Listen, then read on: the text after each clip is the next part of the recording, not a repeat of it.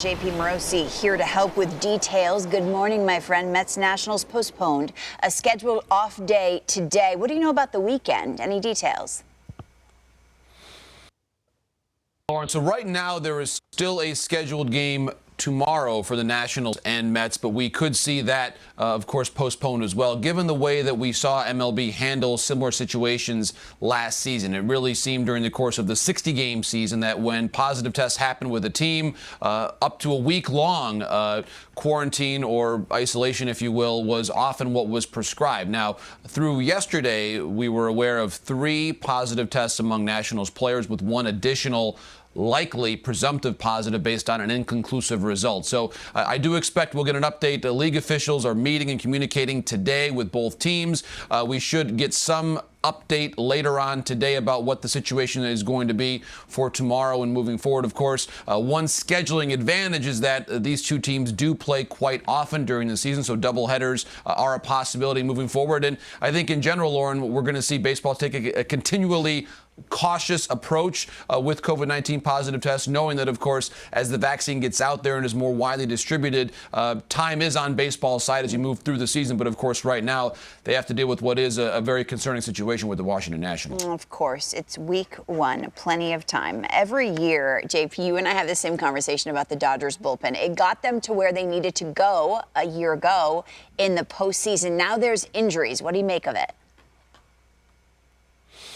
Well, 2 key injuries, arms that we saw pitching a lot during the course of the World Series last year. Brusdar Graterol and Joe Kelly both on the injured list to begin the season. So the Dodgers must go back into that bullpen and rearrange some of those roles. And fortunately for Dave Roberts and the Dodgers, they do have some multi-inning options, including a former Cy Young Award winner in David Price. Of course, Tony Gonsolin as well. Jimmy Nelson made his Dodgers debut yesterday. He did give up some damage there against the Rockies, which was a little concerning. But in general, they have some good options. You see Kenley Jansen back late in the game. Corey Knebel did come in and make his Dodgers debut in a clean situation yesterday. Faced one batter, retired him.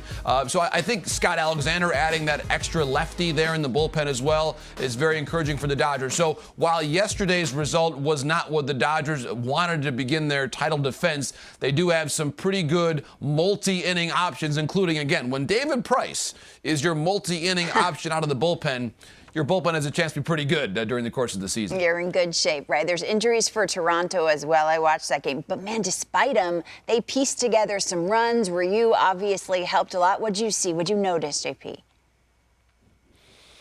A statement win for the Blue Jays, and we saw Vladimir Guerrero Jr. after so much conversation about his conditioning and his rededication to his craft, coming in and getting on base 3 times in the opener. And, of course, the hero at the end was Randal Grichuk, who started in center field because George Springer, their major acquisition during the offseason, was not available because he's on the injured list. So I thought it was very poignant that Grichuk, who might well not have been part of the lineup had Springer been healthy, was ultimately the hero. So I think it really speaks to the depth they have right now in Toronto. Marcus Semien, of course, joining in the lineup, and to grind out a win at Yankee Stadium on opening day, I thought was a very strong statement as to what this team can be during the course of the year. They had Rowdy Tellez starting as well, down in the bottom third of the lineup. Grichuk was batting down in the bottom third of the lineup as well. So when you have production and from a player like Grichuk, who has shown his ability to deliver power, whether it was with St. Louis or more recently with Toronto, it really shows you that even without George Springer,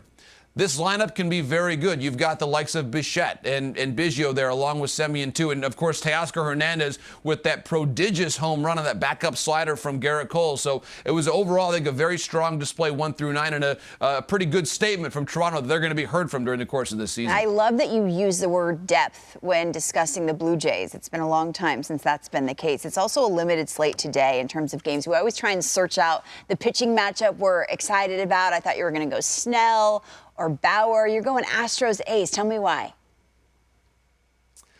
Couple of young arms that I'm really excited about. Christian Javier with Houston and Jesus Luzardo with Oakland. Of course, they were the top 2 finishers in last year's Rookie of the Year voting among starting pitchers. Of course, ultimately the award went to Kyle Lewis, but these were the 2 top starters in that balloting. And I look carefully, Lauren, at those innings. How will we see these 2 teams who are going to have to rely on these 2 young arms a lot during the course of the year?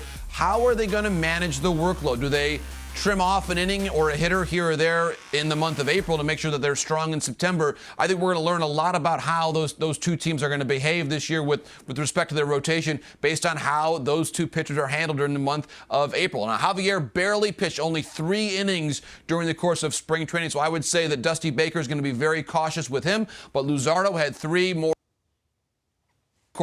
training, so I think we could tonight Luzardo going a little deeper in the ballgame than Javier. Good thing that was my last question. We're losing you, JP Morosi on the inside corner. Appreciate the time as always. I noticed the new artwork as Thanks, well. Lauren. I love it.